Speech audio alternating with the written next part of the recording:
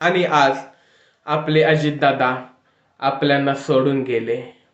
आज सकाळी बातमी बघितली आणि समजले आपले उपमुख्यमंत्री अजित पवार दादा आता या जगात राहिले नाही.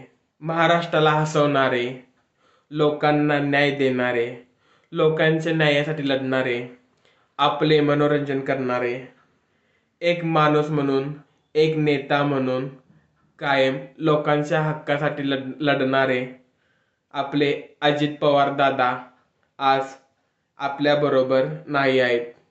आज त्यांनी या जगाचा निरोप घेतलेला आहे. बारामती येथे आज विमानाचा अपघात झाला.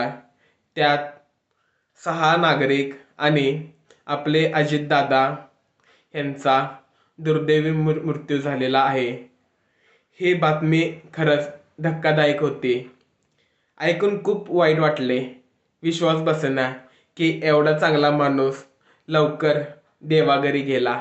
अजितदादा आणि त्या 6 नागरिकांना भावपूर्ण श्रद्धांजली. देव त्यांच्या आत्मेस शांती देवो.